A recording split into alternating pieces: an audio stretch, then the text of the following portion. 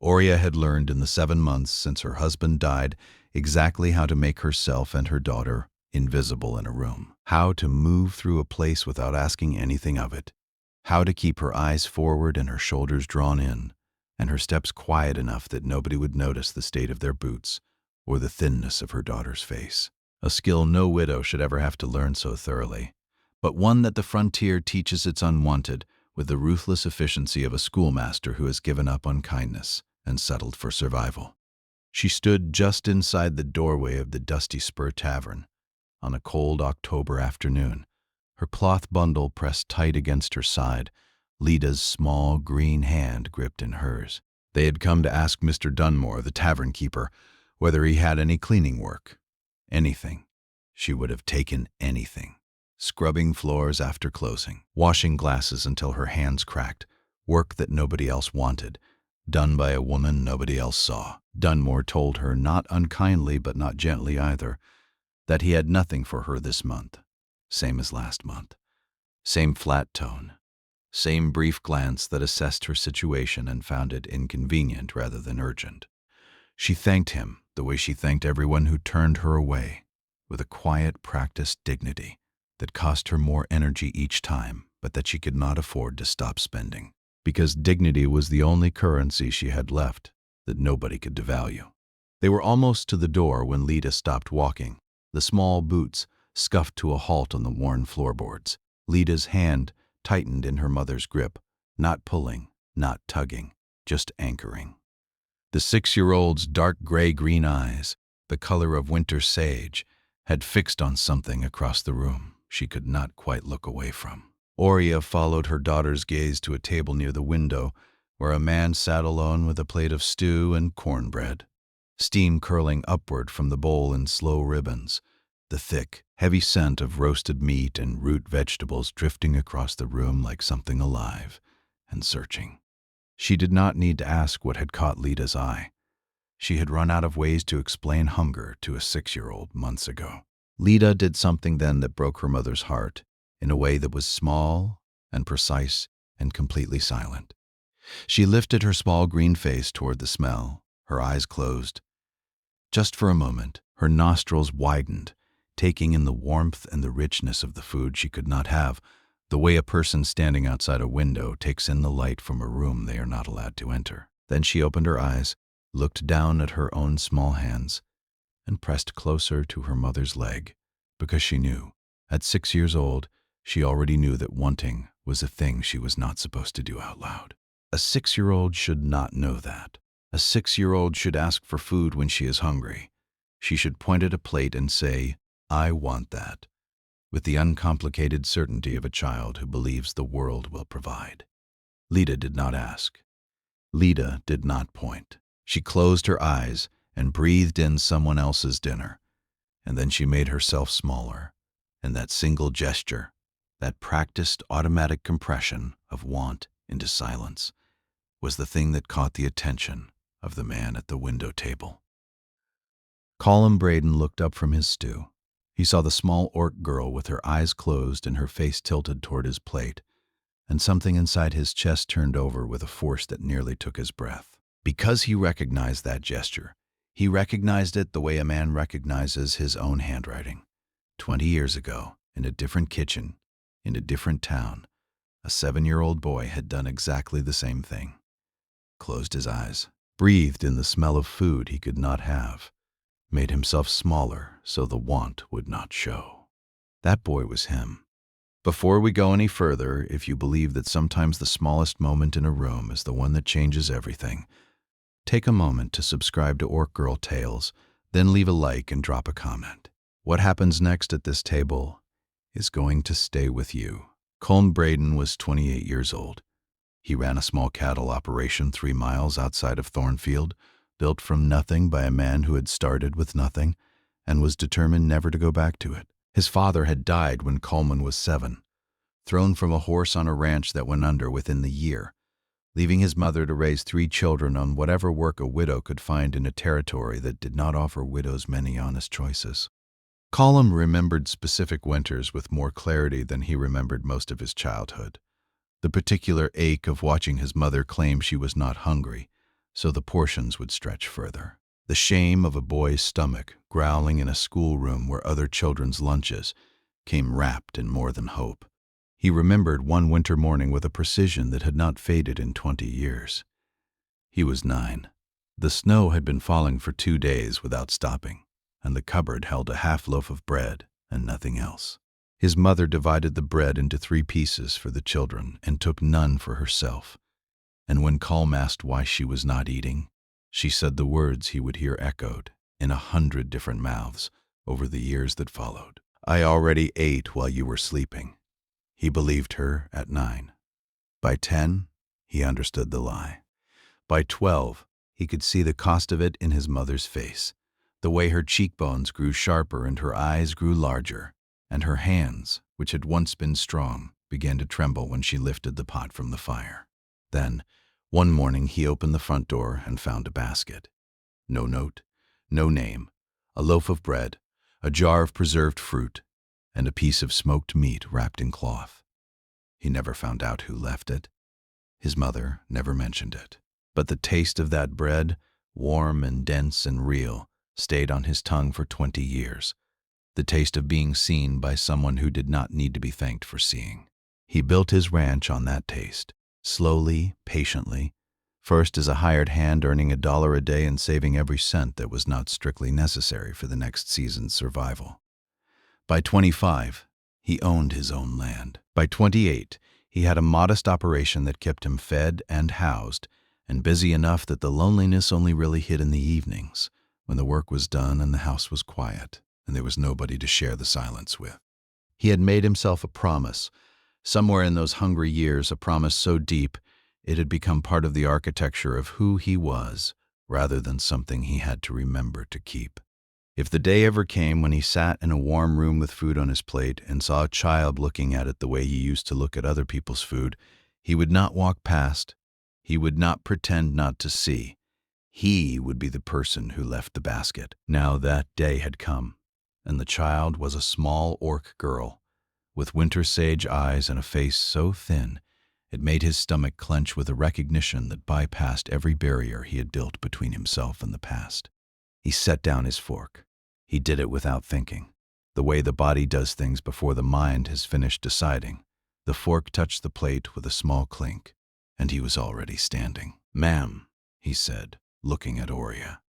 His voice was quiet and unhurried, the voice of a man who understands that loud voices frighten people who have been frightened too many times. "Would you and your girl care to sit a spell? I ordered more than I can rightly finish, and it would be a genuine shame to see good food go cold and wasted on a slow afternoon like this." 1. A lie. He had ordered exactly enough for one person and was halfway through eating it. But the lie was constructed with the particular care of a man who understood, from the inside, that the difference between charity and kindness is not the act itself, but the way it is offered. Charity announces itself. Kindness pretends to be something else, so the person receiving it gets to keep their spine straight. Oria looked at him, her soft gray-green eyes dulled by months of exhaustion and hunger and the relentless work of holding a life together with nothing but willpower and a sewing needle, assessed him with the quick, practiced caution of a woman who has learned that offers from strangers usually come with conditions attached. An orc woman, alone in a human tavern. A man offering food. The arithmetic of that equation had never worked in her favor before. "We're fine," she said. "Thank you. We were just leaving." She tugged Lida's hand gently. Lida did not move. Her eyes were still on the plate. The stew was still steaming. The cornbread was still warm, and the want that she had been trained to silence was stronger in this moment than the obedience that usually kept it quiet. Colm looked at the little girl. He crouched down slowly, bringing himself to her eye level, the way you approach a creature that is frightened and hungry, and deciding whether you are safe. "There's potatoes in the stew," he said to Lida. "Do you like potatoes?" Lida looked at him with those enormous sage eyes. She looked at her mother. She looked back at the plate. Then she nodded once, small and definite, a 6-year-old's answer to a question that should never have been this complicated. Oria's jaw tightened. She was fighting something behind her face that Colm recognized because his own mother had fought the same thing in the same way, in the same kind of room, years ago. The war between pride and hunger, the particular impossible arithmetic of a mother whose dignity is the last wall standing between her child and the world's judgment, and whose child is hungry enough to make the wall feel like a luxury. Hunger won. Hunger always wins when the hungry person is 6 years old and looking at potatoes. Oria sat down. She sat the way a woman sits when she has decided to accept something she did not want to accept, with her back very straight and her hands folded in her lap, and her eyes level and dry, and absolutely determined not to cry. She sat with dignity. She sat with her spine intact, and the fact that she could sit that way, in that moment, in that room, after 7 months of losing everything except the thing she was sitting with, told Calm more about who she was than any words she could have spoken. Calm flagged the serving girl and ordered a second bowl of stew and a plate of cornbread, without asking Oria what she wanted, because asking would have required her to name her hunger out loud, and he was not going to make her do that. He would learn later that this was both the right instinct and the wrong execution, that there is a difference between sparing someone's pride and making their choices for them, and that the difference matters more than most well-meaning people ever understand. But that lesson was coming. For now, the stew was coming, and that was enough.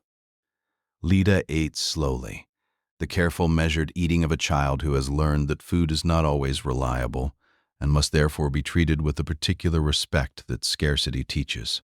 Small bites, careful chewing, the habit of making things last that comes from experience rather than instruction. Oria did not eat. She sat with her hands in her lap and watched her daughter eat, and the expression on her face was not relief and not gratitude and not any of the things a person might expect. It was the expression of a woman watching the one thing she would die to protect, being fed by a stranger's kindness, and knowing that the kindness is real, and knowing that it will end when the meal is over, and knowing that tomorrow the hunger will be back, and the day after that, and the day after that, in a chain that stretches forward into a future she cannot see the end of. Colum saw that expression. He filed it away in the part of himself that knew what it meant without needing it translated. Oria's husband had been an orc named Torin, a miner who worked the silver seams in the tunnels east of Thornfield. One of the few orcs the mining company hired because the work was dangerous enough that the foreman had stopped caring about skin color and started caring about who would go into the dark without complaining. Torin went into the dark every morning before dawn and came back every evening covered in dust and silence. The particular quiet of a man who spends his days in a place where the mountain above him might decide to move at any moment. The mountain decided to move on a Tuesday morning in April.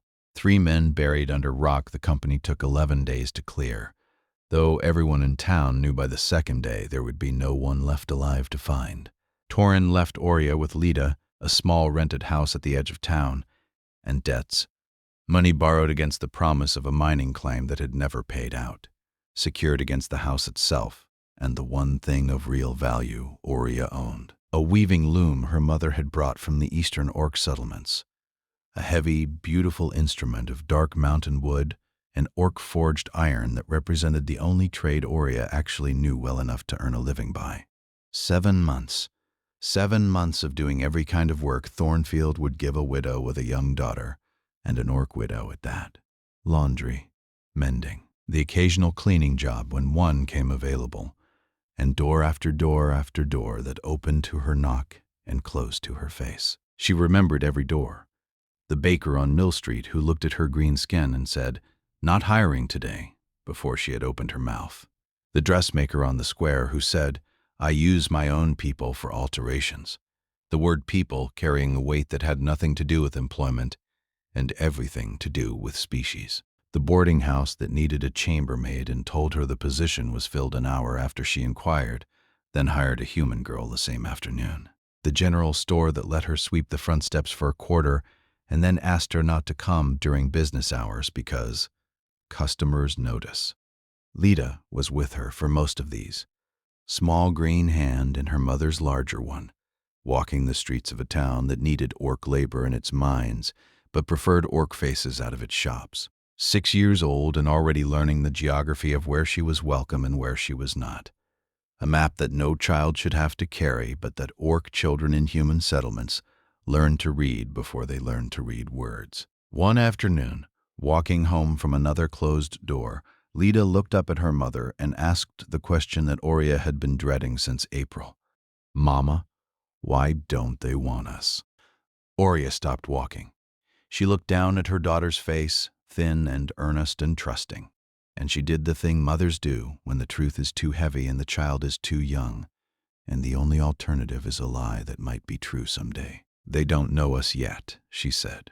"When they know us, they'll want us." Was it a lie? Maybe. Maybe it was hope, wearing the clothes of a lie.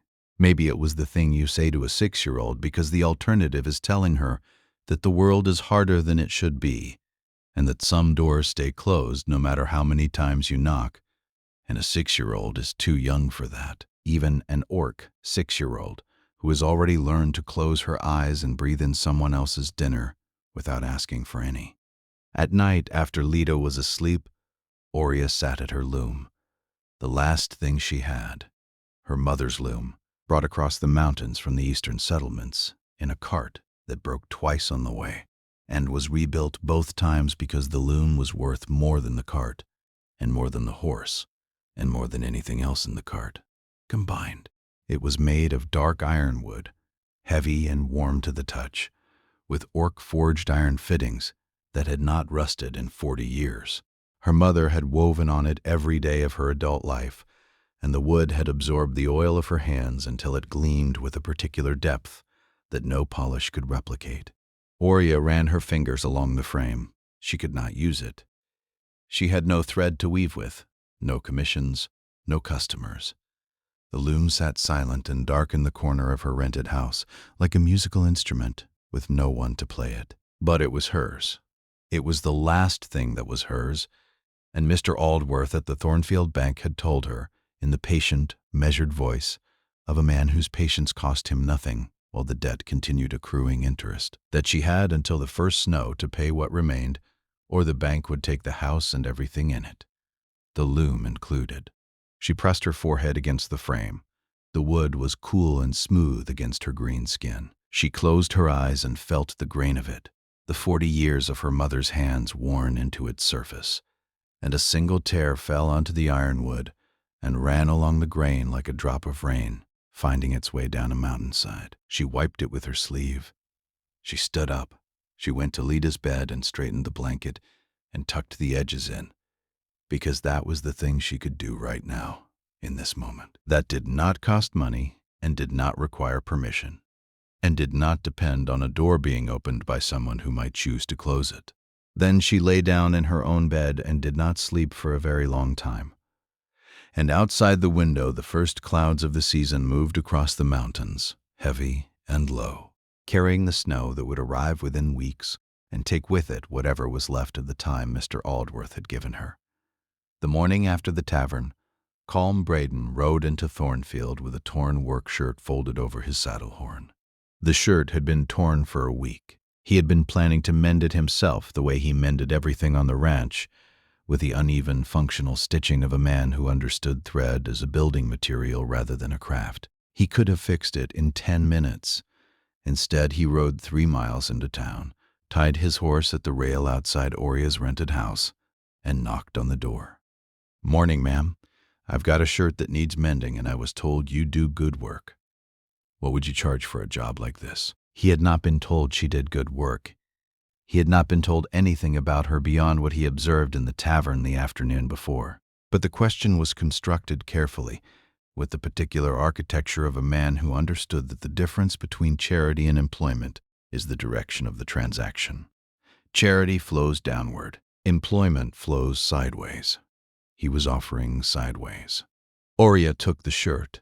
She turned it in her hands, examining the tear with the practiced eye of someone who could calculate the thread weight and stitch pattern required before the fabric had finished settling in her grip. The tear ran along the shoulder seam, a clean split that would mend well if the stitching was tight and the thread was right. 4 cents, she said. Thread included. Fair, Colm said. When can I pick it up? Tomorrow morning. He tipped his hat and left. The whole exchange took less than 3 minutes. When he came back the next day, the shirt was mended with a precision that stopped him in the doorway. The stitching along the shoulder was not merely functional, it was beautiful. Small, even, tight stitches that followed the original seam line so closely that you had to look twice to find the mend. The thread matched. The tension was perfect. This was not the work of a woman who could sew. This was the work of a woman who was a craftsman trained in a tradition that treated fabric the way a sculptor treats stone, with respect for the material and mastery of the tool. He paid her 4 cents. He thanked her. He rode home with the shirt and wore it the following day, and every person who saw the mend and commented on it heard the same thing. Orc woman in town does work like that. Name's Oria. Lives on the East Edge. The second shirt came 3 days later. Then a pair of trousers from Guthrie, Colm's oldest hand, who had heard about the mending and brought his own threadbare work clothes with the particular reluctance of a man who does not like admitting he needs anything from anyone. Guthrie was skeptical. He was also 62, and his trousers had more patches than original fabric. And when he got them back with the patches replaced and the waistband reinforced, and every stitch laid with the quiet confidence of a woman who knew more about cloth than he would learn, in 3 lifetimes his skepticism underwent the kind of rapid, silent revision that competence produces in honest men. "She's good," Guthrie told Colm, looking at his trousers with an expression that was as close to impressed as Guthrie ever got. "Better than good. I know," Colm said. "How'd you find her?" "She found me, or her daughter did, at the tavern." Guthrie looked at him. Guthrie had known Colm since the boy was 20 and green and working his first season as a hired hand. He understood things about Colm that Colm himself did not always articulate, including the particular quality of attention that came into his voice when he talked about things that mattered more to him than he was ready to admit. "The Orc woman," Guthrie said. "Yes." Guthrie said nothing more about it, but the following week he mentioned Oria's work to Mrs. Pruitt, the wife of the rancher who held the next property north, and Mrs. Danner mentioned it to Mrs. Danner, and Mrs. Danner mentioned it to Mrs. Aldworth, who was, as it happened, the wife of the very banker who held the note on Oria's house. And within a month, Oria had 6 standing orders for mending and alterations from ranch wives across the county, who cared considerably more about the quality of the stitching on their Sunday dresses than about the color of the hands that did the stitching. The work came in, not in a flood, in a trickle that widened week by week, the way a stream widens when the source is steady and the ground is good. Oria worked at the kitchen table by lamplight, Lida asleep in the narrow bed behind her, the needle moving through fabric with the particular rhythm of a woman who has found the thing she was made to do, and is finally, after months of doors closing in her face, being allowed to do it. The money was small, but it was hers, earned by her hands, paid for her skill, exchanged at a rate that valued the work rather than pitying the worker. And the difference between those two things, between being paid and being helped, was the difference between standing and being held up. And Oria had been held up enough to know that standing was the only position she could maintain for long. Colm came by every week. He brought shirts that needed mending and trousers that needed patching, and once a set of curtains for his kitchen window that he admitted he had purchased for the sole purpose of having something to bring her. She looked at the curtains, then at him, and the corner of her mouth moved by a fraction of an inch. "These are new," she said. "They need hemming. They're already hemmed. They need better hemming." She hemmed them. He paid her. The curtains went up in his kitchen and looked exactly the same as before, and he did not care because the curtains were not the point. The point was the 3 miles between his ranch and her house, and the fact that he rode them every week, and the fact that each time he arrived she looked slightly less surprised to see him, and slightly less guarded when she spoke, and slightly more willing to let the conversation last past the transaction. If you feel what's building between these two people, 1 stitch and 1 visit at a time, subscribe to Orc Girl Tales right now and leave a like. What comes next is the part where the building gets tested. The bond grew the way bonds grow between people who have both known hunger. Slowly, carefully, with a shared understanding that needed no explanation because both of them already carried the vocabulary of it in their bones. He learned her rhythms. She worked from the moment Lida left for school until the light failed, and then she worked by lamplight until her eyes could not focus and her fingers began to miss the needle's eye. She ate after Lida ate, and only if there was enough, and she still told the girl she had already eaten when there was not. Colm noticed. He did not say anything about it directly, because saying something directly would have been pointing at the wall she was holding up, and pointing at it would have made her grip it harder. Instead, he started bringing things, not gifts, supplies, a sack of flour from the mill that he said he had bought too much of, and would go to waste otherwise, a jar of preserved peaches from a batch that he claimed had come out wrong, though they tasted perfectly fine to anyone who ate them, a side of beef wrapped in butcher paper that he explained was from a steer he had slaughtered that morning and could not possibly use before it turned, which was a transparent fiction that Oria accepted without comment because the alternative was watching Lida go another week on broth and bread. She accepted the supplies the way she accepted everything from him, with a quiet, careful acknowledgement that was not quite gratitude and not quite trust, but lived in the narrow space between them. The space where two people who have both been hungry understand the particular mathematics of giving and receiving without making it transactional. She learned his rhythms too. He came on Thursdays. He knocked twice, waited, took off his hat before she opened the door. He drank his coffee, black and too hot, and with a patience that suggested he had learned to sit still in rooms that were not his own, without taking up more space than was offered. He asked about her work without offering advice. He asked about Lida without asking about the things that kept Oria awake at night. He understood, without being told, that there were rooms in her life that were not open for visiting, and he stayed in the rooms she offered without testing the doors of the ones she did not. One Thursday, while Oria was hemming the curtains that did not need hemming, Colm sat at the kitchen table with Lida and helped her practice her letters. The 6-year-old sat on his knee, which she had climbed onto without asking, because children do not understand the significance of the things they do when they are 6, and wrote the letter O, with a focus that suggested the fate of the civilized world depended on getting the curve right. Oria watched from across the room. Her needle stopped. She looked at the man with her daughter on his knee and the chalk in her daughter's hand and the expression on the man's face, which was the expression of someone who has been given something he did not expect and is holding very, very still so as not to frighten it away, and something inside her chest that had been locked since April unlocked. She did not name it. She was not ready to name it. But she felt it.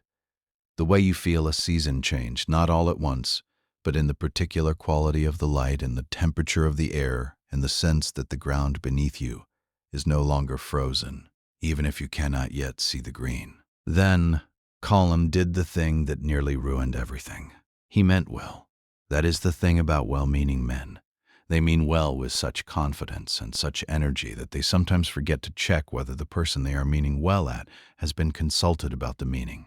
Oria had 6 contracts now, 6 ranch wives paying for regular mending and alterations. The work was real, the income was real, and the ledger she kept at the kitchen table showed in her neat ORC numerals a trajectory that was pointing slowly but unmistakably upward.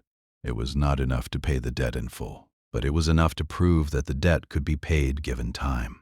Colm saw those contracts, he understood their significance, and he decided, with the particular certainty of a man who has identified a problem and believes he has found the solution, to take the matter in hand.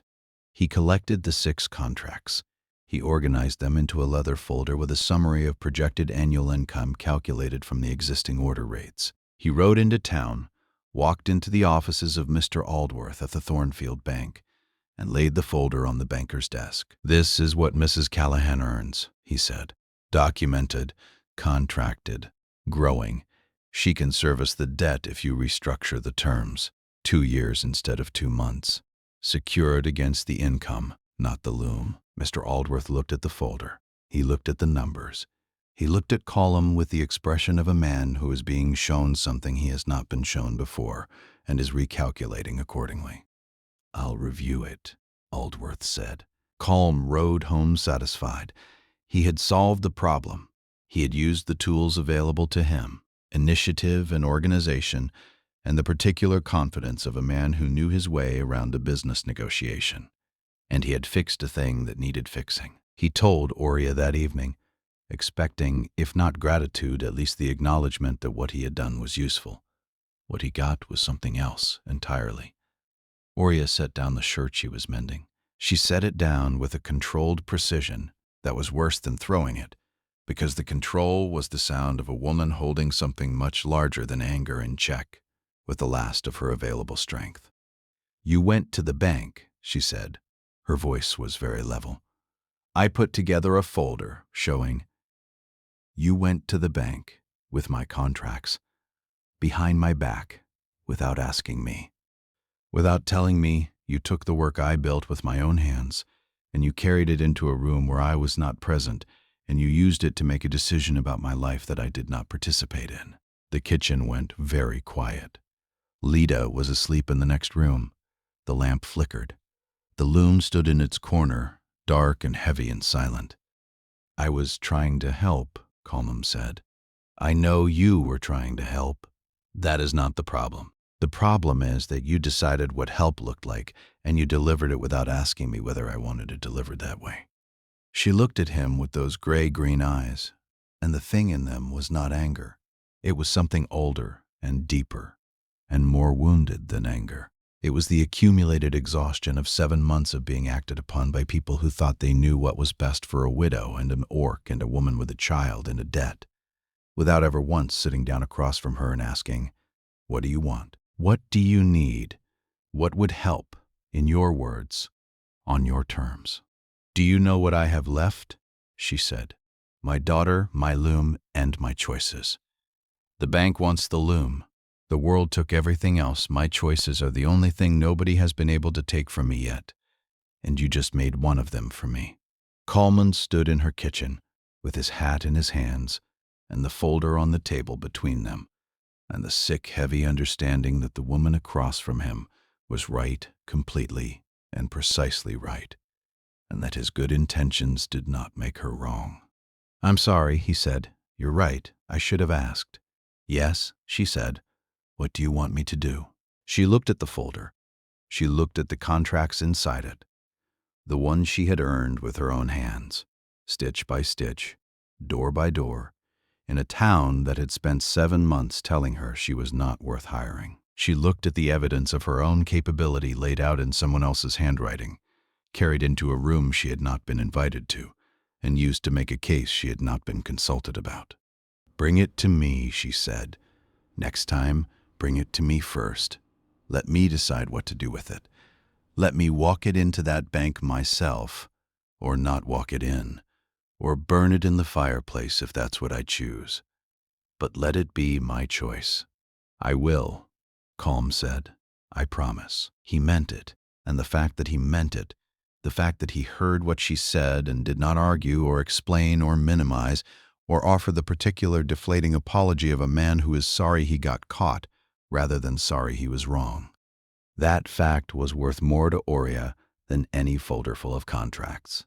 He had done the wrong thing, and when she told him it was wrong, he had not defended himself.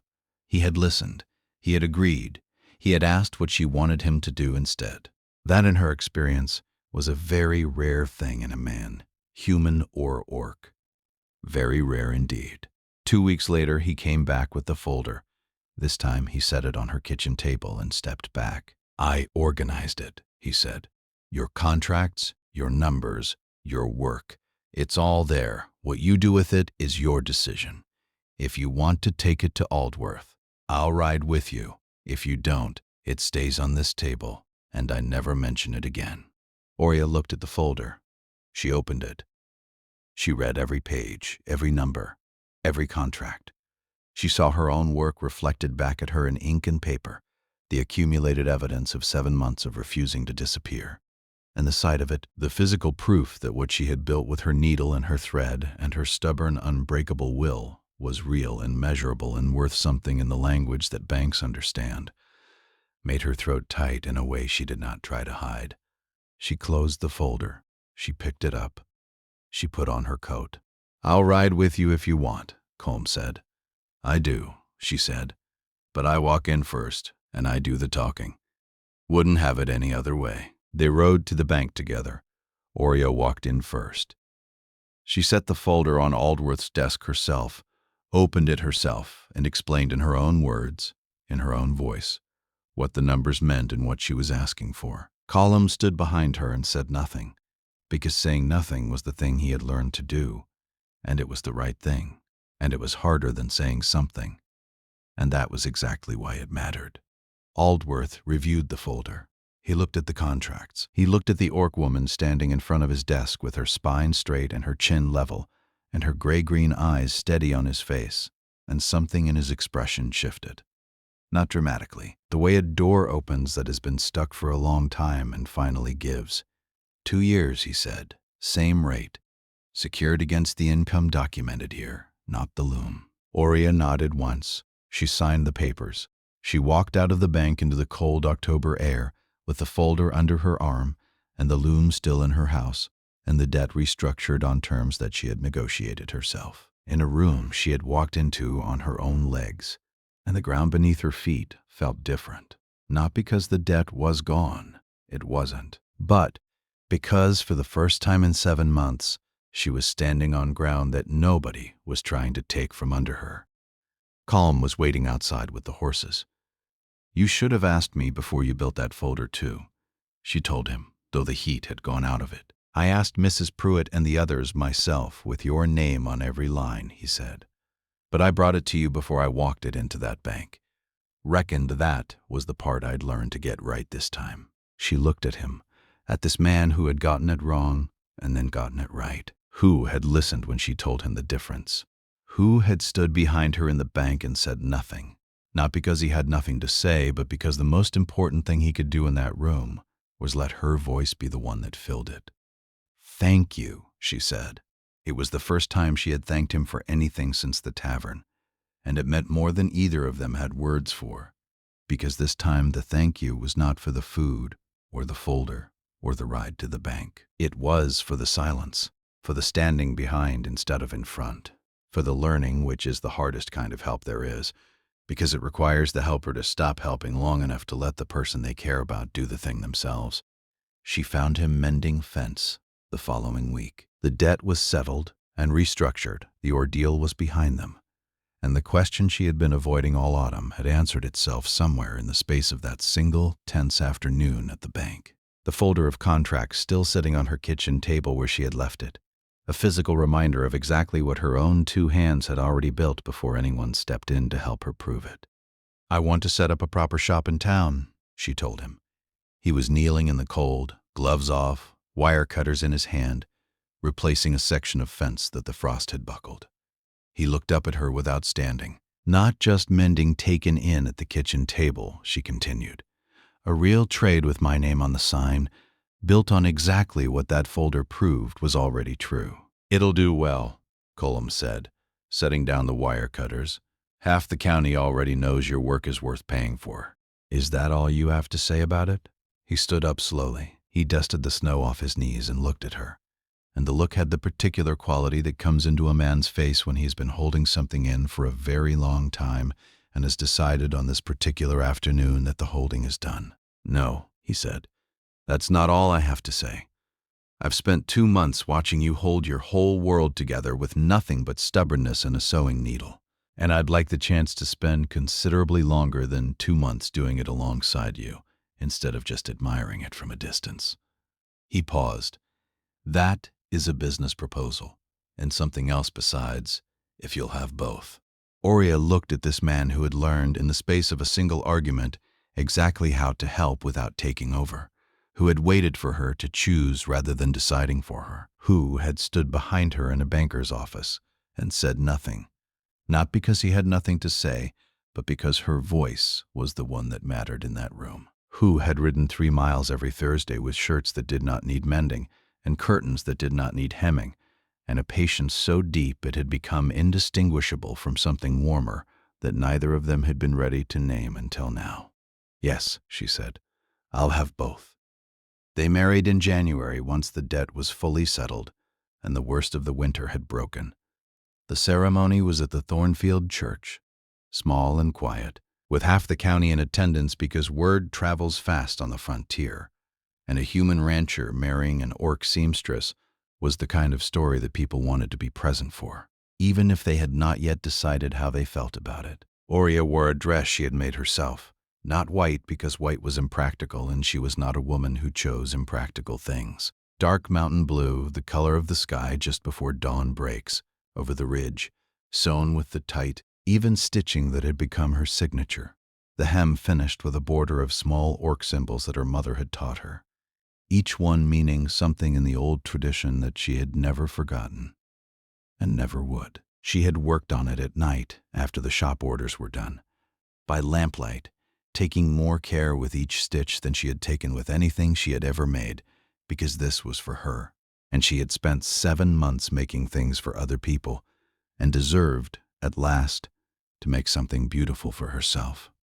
Mr. Aldworth, the banker, stood at the back of the church and told anyone who asked that he had simply made a sound business decision in restructuring the loan, though he never quite managed to explain, when pressed, why he had stood at the back of that church, looking considerably more moved than a sound business decision usually left a man looking. Mrs. Pruitt, who had been the first ranch wife to order work from Oria, sat in the front row with a handkerchief she used 3 times and denied using afterward. Guthrie, Calm's oldest hand, stood by the door in his mended trousers and nodded at Oria when she walked past, which was the highest form of approval Guthrie's face was structurally capable of expressing. Lida wore a new dress that her mother had made for her from fabric bought with her own earnings, sewn at the kitchen table by lamplight after the girl was asleep.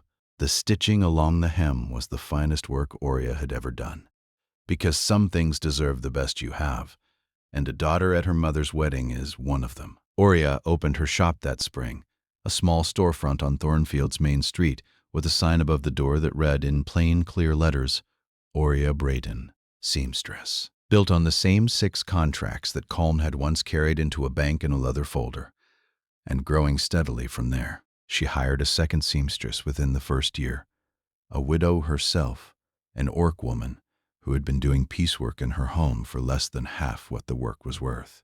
Oria paid her a fair wage and never once made the woman feel pitied for needing the work, because Oria understood better than anyone the difference between those two things, and because she had decided, in the quiet way she decided everything, that her shop would be a place where the work was respected and the worker was seen. Within 2 years, Oria's was the shop every ranch wife in the county mentioned first when asked where to have a dress properly made. The orc stitching, tight and precise and beautiful, became her signature. Women who had once whispered about the green-skinned widow on the east edge of town now walked through her front door and sat in her fitting room and trusted her hands with the fabric they would wear to the most important occasions of their lives, not because they had overcome their prejudice, because the work was too good to let prejudice stand in the way of a well-made dress. Colum learned it was the thing about him that mattered most, and that the story returns to again and again, because learning is the rarest thing a well-meaning person can do. He learned to bring things to her before he brought them to anyone else. He learned to ask before he acted. He learned that helping someone is not the same as solving their problem for them, and that the difference between those two things is the difference between a partner and a patron, in that she had already had enough patrons in her life and what she needed now was a partner. He still brought her things, not as charity, as offerings. A jar of wildflower honey from a hive he found on the South Ridge, a length of good wool he came across at the market and thought she might have a use for. Small things, chosen with care, presented without condition. She accepted them the way she accepted everything from him now, with a warmth that had replaced the wariness, and a directness that had replaced the careful distance, and the occasional, almost invisible smile that was worth every mile of the 3-mile ride between his ranch and her door. The moment that mattered most happened on a Tuesday morning in March, 4 months after the wedding, at the kitchen table of the Braden Ranch, where Calm and Oria and Lida now lived together in a house that was slowly, room by room, becoming something that none of them had been able to build alone. It was breakfast. Ordinary. Scrambled eggs, bread, coffee for the adults, milk for the child. The kind of morning that happens 1,000 times in a family's life and is remembered exactly once, if the right thing is said at the right moment by the right person. Lida was eating her eggs with the focused attention of a child who has been hungry enough in her life to treat every meal with respect, a habit that Colm had noticed and that never failed to tighten something in his chest. She was sitting in her chair, her small green legs swinging above the floor because the chair was still too tall for her feet to reach, and she was working her way through the eggs with the methodical contentment of a 6-year-old, now 7, who is warm and fed and not thinking about anything more complicated than whether the eggs needed salt. She looked up. She looked at Colm, who was sitting across the table reading a supply catalog and drinking his coffee too hot, the way he always did. "Papa," she said, "can you pass the salt?" She said it without thinking, without the careful evaluating glance that children give adults when they are testing a word they have not used before. She said it the way she would have said it if she had been saying it her whole life, which, in the particular mathematics of a 7-year-old's sense of time, she had been. 4 months is a long time when you are 7, long enough for a word to stop being new and start being true. Papa sat at a breakfast table, over eggs, on a Tuesday. Colm's coffee cup stopped halfway to his mouth. The supply catalog went unfocused in front of his eyes. He sat very still, the way a man sits when something has landed on him that is too important to risk dislodging with any sudden movement his hand. The one holding the coffee cup trembled once, then steadied. Across the table, Oria's fork was suspended in midair. She was looking at Lida, then at Colm, then at the space between them, where the word Papa was still hanging in the kitchen air, like something that had been released from a long captivity and was deciding where to settle. Nobody said anything. Nobody acknowledged what had just happened, because acknowledging it would have made it into an event, and it was not an event. It was a fact, a small, irreversible fact that had arrived at the breakfast table without ceremony and without permission, the way the most important things in a life always arrive. Colm passed the salt. His hand was steady now. "Here you go," he said. Lida took it. She salted her eggs. She went back to eating. Oria lowered her fork.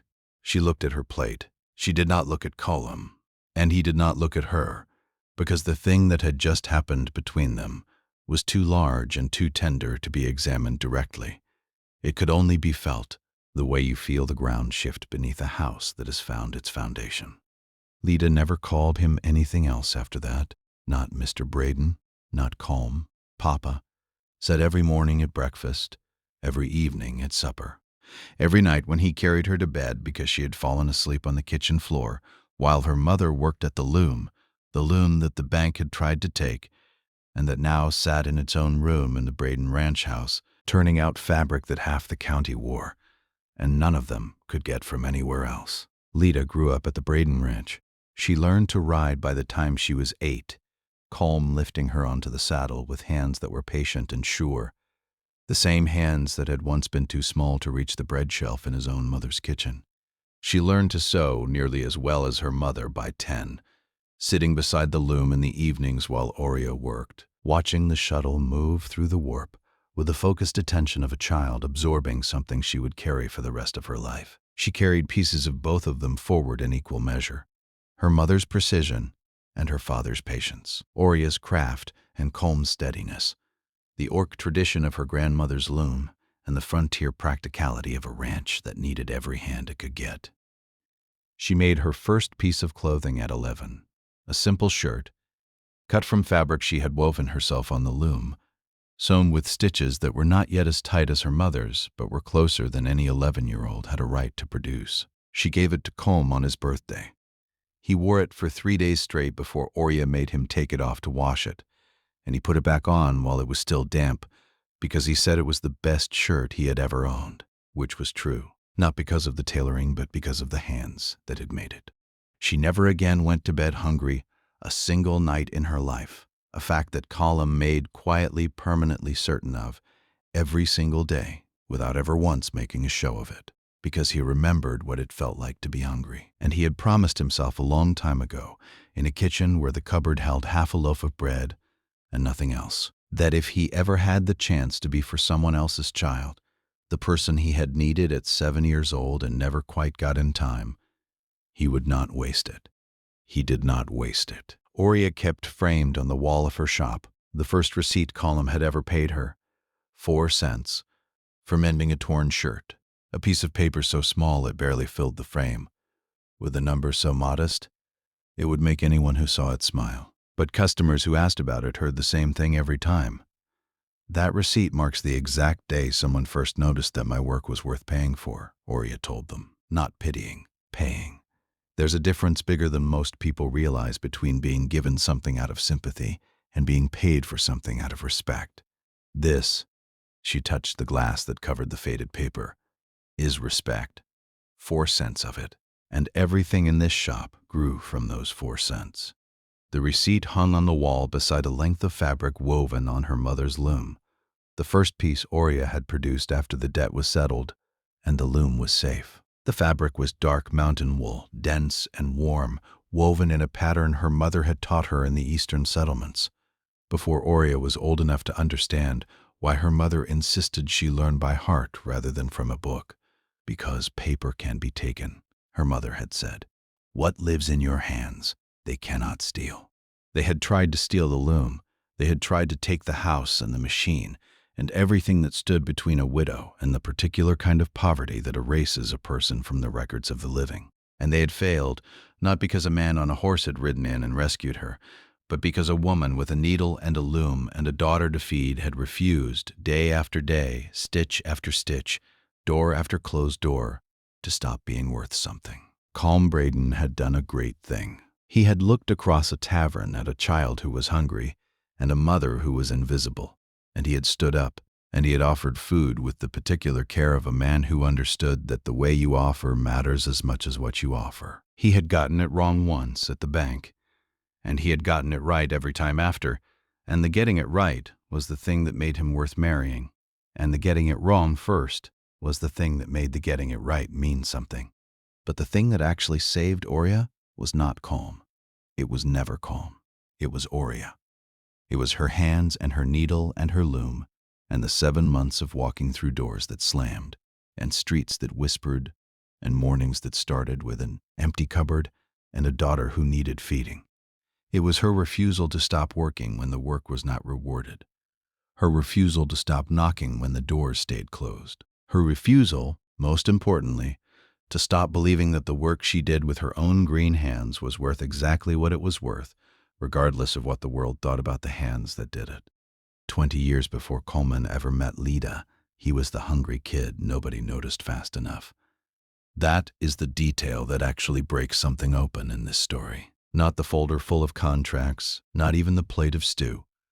Just a man finally getting to be, for somebody else's child, the person he had needed at 7 years old and never quite got in time. Oria spent 7 months insisting she needed nothing from anyone. She was not wrong to insist on it. Pride, held on too carefully, was sometimes the only thing keeping a person upright when everything else had already been taken from them. But the thing that actually saved her was not calm rescuing her from a debt. It was calm learning in the space of one hard conversation. The difference between solving a problem for someone and standing beside them while they solved it themselves. A lesson plenty of well-meaning people never manage to learn at all, no matter how many times life gives them the chance. Lida got a father who remembered hunger well enough to make sure she never had to. Oria got a partner who learned the first time he got it wrong exactly how to get it right the second time. That is not a small thing in a man or in a story. Most people never learn that lesson at all. And somewhere on the wall of a small dress shop on Thornfield's main street, a receipt for 4 cents hangs in a wooden frame beside a length of dark mountain wool woven on a loom that was nearly lost and was not. The receipt is faded now, the ink going pale, the paper going soft at the edges, but it is still there, still framed, still marking the exact day when a man rode 3 miles with a torn shirt he did not need mended, and an orc woman with steady hands and gray-green eyes took it from him and did the work, and the work was worth paying for, and that was the beginning of everything. If this story has stayed with you, subscribe to Orc Girl Tales so you don't miss the ones still coming. Leave a like and tell me in the comments which moment. Lida closing her eyes at the smell. We can't pay. The stew that was too much to finish. The 4-cent receipt. The loom at midnight. Why don't they want us, Mama? The curtains that didn't need hemming. The folder on the wrong desk. Let me do the talking. Papa, can you pass the salt? Or the fabric on the wall beside the receipt, woven on a loom that was nearly taken and never was? Drop your answer below, because somewhere tonight, a mother is telling her child she already ate, and somewhere else, a man is sitting in a warm room with food on his plate, and a small face is watching from across the room with eyes that know they should not want what they are looking at. And the question is not whether he sees her. The question is whether he stands up, and if he does, if he sets down his fork and crosses the room and offers his plate with words careful enough to leave her pride intact, then maybe, just maybe, the story that starts with "we can't pay" ends with a receipt on a wall and a loom in a room, and a child who calls him Papa over eggs on a Tuesday morning. That is what happened in Thornfield. That is the whole of it.